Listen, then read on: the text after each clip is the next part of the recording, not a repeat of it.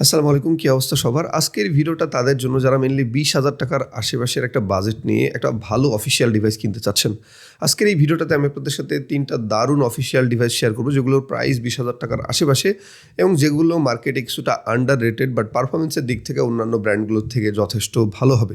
তো চলেন কথা না বাড়িয়ে ভিডিওটা স্টার্ট করা যাক। সো এই লিস্টে ৩ নম্বরে যে ডিভাইসটাকে আমি রেখেছি এটা হচ্ছে আইটেল সুপার 26 আলট্রা বা S26 আলট্রা। এটার নামের সাথে যেমনি S26 আলট্রা আছে, তারা কিন্তু মেইনলি স্যামসাংয়ের এস সিরিজটাকে কপি করে বা ইন্সপায়ার ধরে আসলে তাদের মতো ডিজাইন করে এই ফোনগুলো বানায় এবং ফোনগুলো দেখতে কিন্তু বেশ সুন্দর হয়, অর্থাৎ বেশ ফ্ল্যাগশিপ কোয়ালিটির বা প্রিমিয়াম কোয়ালিটির হয়ে থাকে। এই ফোনটাও দেখতে ঠিক তেমনই, আপনার হাতে নিলে একটা প্রিমিয়াম ফিল আসবে। সামনের দিকে কার্ভ ডিসপ্লে থাকার কারণে আপনি ধরেও বেশ মজা পাবেন এবং পেছনের দিকেও কিন্তু কিছুটা কার্ভ থাকার কারণে ফোনটা বেশ হ্যান্ডি একটা ডিভাইস। বিশেষ করে যারা স্লিম ফোন পছন্দ করেন তাদের জন্য কিন্তু এই ডিভাইসটা খুবই ভালো একটা অপশন হবে, কারণ এটা খুবই স্লিম, মাত্র 6.8 মিলিমিটার থিন, যার কারণে আসলে এটা কিন্তু হাতে নিয়ে বেশ মজা করে ইউজ করা যাবে। বর্তমানে এই ফোনটা অফিসিয়াল মার্কেটে 19,999 টাকায় পাওয়া যাচ্ছে, অর্থাৎ 20,000 টাকায় পাওয়া যাচ্ছে। এই ফোনটাতে ডিসপ্লে হিসাবে 6.78 ইঞ্চির একটা full HD plus AMOLED panel use করা হয়েছে, যেটা কিন্তু একটা কার্ভ ডিসপ্লে। পাশাপাশি এটাই কিন্তু 144 হার্জের রিফ্রেশ রেটও থাকছে, যেটা অন্যান্য ফোনে কিন্তু 120 হার্জ পর্যন্ত থাকে। পাশাপাশি এই ফোনটাই কিন্তু গরিলা গ্লাস 7 আয়ের প্রোটেকশন ইউজ করা হয়েছে, অর্থাৎ ডিসপ্লেতে গরিলা গ্লাস 7 আয়ের প্রোটেকশন ইউজ করা হয়েছে, যার ফলে কিন্তু ডিসপ্লেটা বেশ সেফ থাকবে। পাশাপাশি এটা ডিসপ্লে কিন্তু খুবই ভালো একদিক থেকে, যেমনি এটা একটা অ্যামোলেড ডিসপ্লে, পাশাপাশি এটাই কিন্তু 4500 নিটস পর্যন্ত পিক ব্রাইটনেস সাপোর্ট করে, যে কারণে কিন্তু আপনি ডে লাইটে বা প্রচুর পরিমাণ রোদের মধ্যে গেলে এই ফোনটা ইজিলি ইউজ করতে পারবেন। সো ফোনটার ডিসপ্লের দিক থেকে কিন্তু খুবই এগিয়ে আছে। যারা আসলে খুব ভালো একটা ডিসপ্লে চাচ্ছেন বা একটা ফ্ল্যাগশিপ টাইপের ডিসপ্লে চাচ্ছেন, একটু প্রিমিয়াম ফিল দিবে, তাদের জন্য কিন্তু এই কার্ভ ডিসপ্লেটা খুবই আদর্শ একটা অপশন হতে পারে। চিপসেট হিসেবে এই ফোনটা ইউনি এসওসি T730 চিপসেট ইউজ করা হয়েছে, যেটা 6 ন্যানোমিটার টেকনোলজিতে তৈরি। পাশাপাশি এটা কিন্তু একটা অক্টা কোর চিপসেট। সো এই দিক থেকে কিন্তু বেশ ভালো করার চেষ্টা করেছে আইটেল। আপনারা যারা ডেইলি লাইফে ফোন ইউজ করেন, রেগুলার টাস্কিংগুলো করেন, সোশ্যাল মিডিয়া ব্রাউজিং করেন, হালকা পাতলা গেম খেলেন, তাদের জন্য কিন্তু এই চিপসেটটা যথেষ্ট ভালো পারফরমেন্স করে।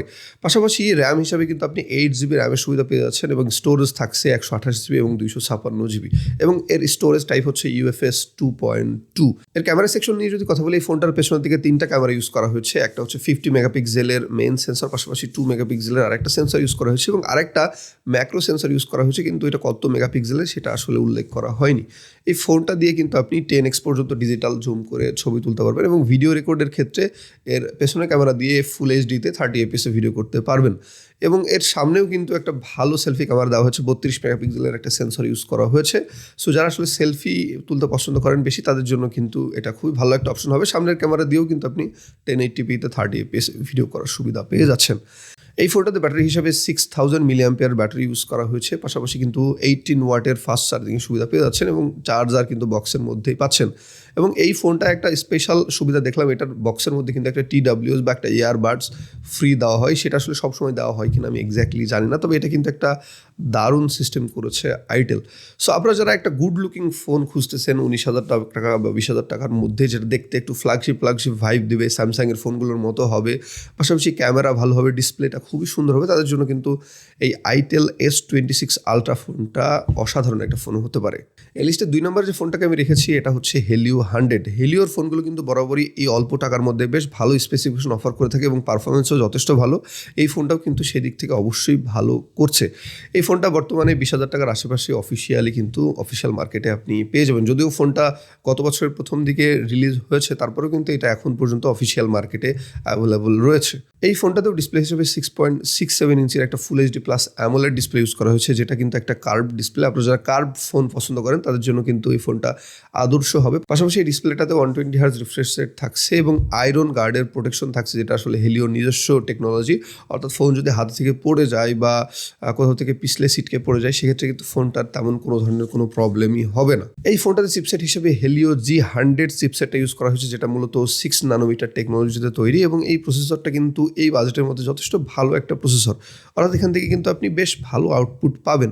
যারা আসলে এডিটিং করতে পছন্দ করেন ফোন দিয়ে বা হালকা পাতলা মাল্টিটাস্কিং করেন, পাশাপাশি ছোটোখাটো গেমগুলো করেন, টাইম কনজিউমিং গেমগুলো খেলে থাকেন, তারা কিন্তু স্মুথ পারফরমেন্স পাবেন। পাশাপাশি যারা ফ্রি ফায়ারের মতো গেমগুলো খেলবেন, তারাও কিন্তু এই ফোনটা থেকে লো সেটিংসে ফ্রি ফায়ার স্মুথলি খেলতে পারবেন।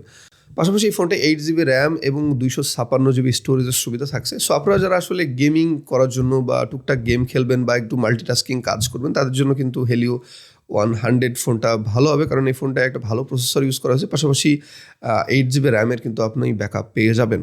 এবার এই ফোনটার সব থেকে ভালো দিক নিয়ে আপনাদের সাথে কথা বলি, সেটা হচ্ছে ক্যামেরা। এর পেছনের দিকে 3টা ক্যামেরা ইউজ করা হয়েছে, একটা হচ্ছে 64 মেগাপিক্সেল, আর একটা হচ্ছে 2 মেগাপিক্সেল এবং আরেকটি হচ্ছে 0.3 মেগাপিক্সেলের একটা সেন্সর ইউজ করা হয়েছে। যারা আসলে ভিডিওগ্রাফি করতে পছন্দ করেন তাদের জন্য হেলিও G100 ফোনটা খুবই ভালো একটা অপশন হবে, কারণ এই ফোনটাই কিন্তু 2K ভিডিও সুবিধা রয়েছে, অর্থাৎ আপনি চাইলে এই ফোনটা দিয়ে কিন্তু 2K-তে 30 FPS ভিডিও করতে পারবেন, সে সাথে 1080p-তেও 30 FPS ভিডিও করতে পারবেন। এবং এর সামনের দিকেও কিন্তু 32 মেগাপিক্সেলের একটা সেলফি ক্যামেরা ইউজ করা হয়েছে, যেটা দিয়েও কিন্তু 2K-তে ভিডিও রেকর্ড করার সুবিধা থাকছে। সো আপনারা যারা মেনলি কন্টেন্ট ক্রিয়েশন করবেন বা টিকটকে ভিডিও আপলোড করবেন বা সোশ্যাল মিডিয়াতে কন্টেন্ট আপলোড করবেন, তাদের জন্য কিন্তু হেলিও 100 ফোনটা নিঃসন্দেহে একটা ভালো ডিভাইস হতে পারে, কারণ এখানে কিন্তু আপনি 2K-তে ভিডিও রেকর্ড করার সুবিধা পাচ্ছেন, যেটা অন্যান্য ফোনগুলোতে কিন্তু কমই থাকে। ব্যাটারি হিসেবে এই ফোনটায় 5000 মিলিঅ্যাম্পিয়ার ব্যাটারি ইউজ করা হয়েছে, পাশাপাশি ফোনের মধ্যে কিন্তু 33 ওয়াটের ফাস্ট চার্জিং থাকছে, অর্থাৎ আপনি কিন্তু ব্যাটারি এখানে অল্প থাকলেও ফাস্ট চার্জিংয়ের সুবিধাটা পাচ্ছেন। সো আপনারা যারা মেইনলি রেগুলার ফোন ইউজ করেন বা ডেইলি টুকটাক ফোন ইউজ করেন, খুব বেশি আসলে হেভি কাজ করেন না, তাদের জন্য এই ব্যাটারিটা যথেষ্ট, একদিন আপনারা অনায়াসে ইউজ করতে পারবেন। আর যারা আসলে একটু হেভি ইউজ করেন তাদের হয়তো বা সন্ধ্যার পরে বা রাতে ফোনটাকে চার্জ দিতে হতে পারে। পাশাপাশি 33 ওয়াট ফাস্ট চার্জিংয়ের সুবিধা থাকার কারণে কিন্তু আপনি খুব দ্রুত এটাকে ফাস্ট চার্জ করেও নিতে পারবেন।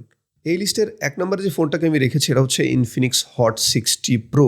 আপনারা যারা খুবই স্লিম এবং চিকন একটা ফোন কিনতে যাচ্ছেন তাদের জন্য কিন্তু এই ফোনটা বেস্ট একটা অপশন হবে, কারণ এটা মাত্র 6.6 মিলিমিটার থিন। যারা আসলে খুবই হ্যান্ডি একটা ফোন খুঁজতেছেন, অর্থাৎ হাতের মধ্যে ইজিলি ইউজ করতে পারবেন, তাদের জন্য কিন্তু ইনফিনিক্স হট 60 প্রো ফোনটা সব থেকে বেস্ট একটা ডিভাইস হবে নিঃসন্দেহে। ডিজাইনের দিক থেকেও কিন্তু এই ফোনটা অন্যান্য ফোনগুলোর থেকে এই বাজেটের মধ্যে এগিয়ে থাকবে, বিশেষ করে সামনের দিক থেকে দেখলে খুবই ভালো লাগে। এর ডিসপ্লেটা খুবই সিমেট্রিক্যাল, পাশাপাশি অনেকটাই ন্যারো বেজেল করার চেষ্টা করা হয়েছে, যার কারণে এই ফোনটা কিন্তু সামনের দিক থেকে একটা প্রিমিয়াম ফোনের ভাইব দেয়। পাশাপাশি পেছনের দিক থেকেও এই ফোনটা কিন্তু দেখতে বেশি সুন্দর লাগে, কারণ এর পেছনে একটা দারুণ টেক্সচার ইউজ করা হয়েছে, যেটা আসলে ম্যাট ফিনিশের মতো লাগে, যে কারণে এই ফোনটা কিন্তু আপনি হাতে নিলে সহজে হাত থেকে পিছলে যাওয়ার কোনো ধরনের কোনো চান্স থাকবে না। ডিসপ্লে হিসেবে ফোনটাতে 6.7 ইঞ্চির একটা full HD plus AMOLED panel use করা হয়েছে, যেটা আসলে খুবই সুন্দর লাগে। পাশাপাশি সামনে থেকে এই ফোনটা যখন আপনি ইউজ করবেন বা মিডিয়া কনজিউম করবেন, দেখতে কিন্তু খুবই ভালো লাগবে। এর আগেও আমি বললাম এই ফোনটাই কিন্তু একটা একদম ন্যারো বেজেল ডিসপ্লে ইউজ করা হয়েছে, যে কারণে আসলে এই ফোনটা দেখতে খুবই ভালো লাগে। পাশাপাশি অ্যামোলেড প্যানেল হওয়ার কারণে মিডিয়া কনজিউম করে বা ভিডিও দেখে বা সোশ্যাল মিডিয়া ব্রাউজ করে কিন্তু আপনি বেশ মজা পাবেন। এই ডিসপ্লেটাতে 120 হার্জ রিফ্রেশ রেট থাকার পাশাপাশি কিন্তু 700 নিটস পর্যন্ত আপনি পিক ব্রাইটনেসের সুবিধা পেয়ে যাচ্ছেন, যেটা আসলে মোটামুটি এই বাজেটের মধ্যে যথেষ্ট ভালো। প্রোটেকশন হিসাবে এর ডিসপ্লেতে গরিলা গ্লাস 7i এর প্রোটেকশন থাকছে, তার মানে আপনি বেশ ভালো একটা প্রোটেকশনও পেয়ে যাচ্ছেন। কিন্তু এর ফ্রেমটা বা ফোনের ফুল বডি কিন্তু প্লাস্টিক বিল্ড করা হয়েছে, কিন্তু যথেষ্ট ভালো প্লাস্টিক ইউজ করা হয়েছে, যে কারণে কিন্তু আপনি কোনো ধরনের কোথাও পড়ে গেলে বা আঘাত পেলে তেমন কোনো প্রবলেম হবে না। সেই সাথে এই ফোনটাই কিন্তু স্প্ল্যাশ প্রুফ, অর্থাৎ পানির ছোটোখাটো যে ছিটা আছে সেগুলো পড়লেও কোনো ধরনের কোনো প্রবলেম হবে না। এই ফোনটাতে এই বাজেটের মধ্যে কিন্তু ইনফিনিক্স একটা দারুণ চিপসেট দিয়েছে। এটাতে হেলিও G200 চিপসেটটা ইউজ করা হয়েছে, যেটা 6 ন্যানোমিটার টেকনোলজিতে তৈরি, এবং এই বাজেটের মধ্যে এই প্রসেসরটা কিন্তু সব থেকে বেস্ট পারফরমেন্সওয়ালা প্রসেসর। পাশাপাশি এই ফোনটাতে আপনি স্টোরেজ হিসাবে 8GB র্যাম পেয়ে যাচ্ছেন এবং 128GB এবং 256GB স্টোরেজের ভেরিয়েন্টও পেয়ে যাচ্ছেন। সো আপনারা যারা মেনলি গেমিং পারপাস একটা ফোন নিতে চান তাদের জন্য কিন্তু এই ফোনটার প্রসেসরটা খুবই ভালো হবে। আপনারা কিন্তু অনায়াসে ছোটোখাটো গেমগুলো খেলতে পারবেন, বিশেষ করে যারা ফ্রি ফায়ার খেলেন এই ধরনের গেমগুলো কিন্তু আপনারা মিডিয়াম সেটিংসে অনায়াসে স্মুথলি খেলতে পারবেন। ক্যামেরা হিসেবে এই ফোনটার পেছনের দিকে অনেকগুলো সেন্সর দেখা গেলেও কাজের কাজ কিন্তু একটা সেন্সরই করে, অর্থাৎ এর মেন সেন্সরটা হচ্ছে 50 মেগাপিক্সেলের। আপনারা যারা মোটামুটি ভালো মানের ছবি তুলতে পছন্দ করেন তাদের জন্য কিন্তু এই ফোনটা বেটার হবে, কারণ এটার ছবির কোয়ালিটি কিন্তু যথেষ্ট সুন্দর, অর্থাৎ এই বাজেটের মধ্যে কিন্তু যথেষ্ট ভালো ছবি তোলা ট্রাই করে। ডে লাইটে অর্থাৎ পর্যাপ্ত আলো থাকলে কিন্তু আপনি মোটামুটি ভালো ছবি পেয়ে যাবেন, কিন্তু রাতের বেলায় এই ক্যামেরা থেকে কিন্তু আপনি বেটার একটা আউটপুট পাবেন না। অর্থাৎ রাতের বেলায় কিন্তু এই ধরনের ফোনগুলো বা এই বাজেটের ফোনগুলো ভালো পারফরমেন্স করে না, বাট ডে লাইট থাকলে কিন্তু আপনি যথেষ্ট ভালো ছবি তুলতে পারবেন, এবং আপনি যদি ভালো ছবি তুলতে পারেন বা ভালো ফটোগ্রাফার হয়ে থাকেন তাহলে এই ফোনটা থেকে কিন্তু আপনি খুব ভালো একটা আউটপুট বের করে নিতে পারবেন। এই ফোনটার সামনের দিকে 13 মেগাপিক্সেলের একটা ফ্রন্ট ক্যামেরা ইউজ করা হয়েছে, যেটা কিন্তু ডিসেন্ট কোয়ালিটির, অর্থাৎ এই বাজেটের মধ্যে কিন্তু আপনি মোটামুটি কোয়ালিটির একটা সেলফি সুবিধা পেয়ে যাবেন। তবে মজার ব্যাপার হচ্ছে 2 দুইটা ক্যামেরা দিয়ে কিন্তু আপনি 2K-তে ভিডিও রেকর্ড করতে পারবেন, অর্থাৎ এই ফোনটার পেছনের দিকের ক্যামেরা দিয়েও আপনি 2K-তে 30 fps ভিডিও রেকর্ড করতে পারবেন এবং সামনের ক্যামেরা দিয়েও কিন্তু 2K-তে ভিডিও করার সুবিধা থাকছে, যেটা কিন্তু খুবই ভালো একটা ব্যাপার। অর্থাৎ এখন যারা আসলে ফোন কিনতে তারা কিন্তু অনেকে কন্টেন্ট ক্রিয়েশন করে, টুকটাক ভিডিও করে, যে কোনো কাজে কিন্তু ভিডিও করতেই হয়। সো 2K-র সুবিধা থাকার কারণে কিন্তু আপনি মোটামুটি ভালো কোয়ালিটির ভিডিও করতে পারবেন। ব্যাটারি হিসাবে এই ফোনটাতে 5160 mAh ব্যাটারি ইউজ করা হয়েছে, পাশাপাশি বক্সের মধ্যে কিন্তু আপনি 45 ওয়াটের ফাস্ট চার্জিংয়ের সুবিধা পেয়ে যাচ্ছেন। অর্থাৎ ব্যাটারি এখানে কম দেওয়া থাকলেও আপনি কিন্তু 45 ওয়াটের ফাস্ট চার্জিং সুবিধা পাচ্ছেন। যারা আসলে ডেইলি ইউজ করেন বা দেখা যাচ্ছে টুকটাক ডেইলি ইউজ করবেন, তাদের জন্য 5000 mAh battery more than enough, সারাদিন অটোমেটিক অনায়াসে চলে যাবে। আর যারা আসলে হেভি ইউজ করেন তাদের ক্ষেত্রে আসলে ফোনটা 2বার চার্জ দেওয়া লাগতে পারে, তবে 45 ওয়াট ফাস্ট চার্জিং থাকার কারণে আপনি কিন্তু 1 ঘন্টার আশেপাশে এই ফোনটাকে ফুল চার্জিং করে নিতে পারবেন, যেটা আসলে দারুণ একটা ব্যাপার।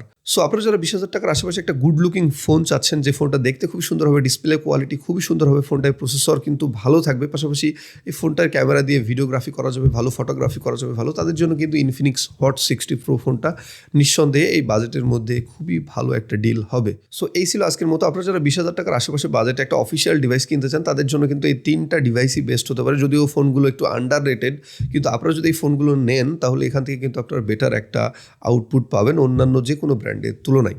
তো ভিডিওটি কেমন লাগলো অবশ্যই কমেন্ট করে জানাবেন, এবং আপনার মতে 20,000 টাকার আশেপাশে বাজেটে অফিসিয়াল ফোন হিসেবে কোনটাকে আপনি 1 নম্বরে রাখবেন সেটাও কমেন্ট করে জানাতে ভুলবেন না। এবং আমার ভিডিওগুলো ভালো লাগলে অবশ্যই আমার চ্যানেলটি সাবস্ক্রাইব করবেন। ধন্যবাদ সবাইকে, ভালো থাকবেন।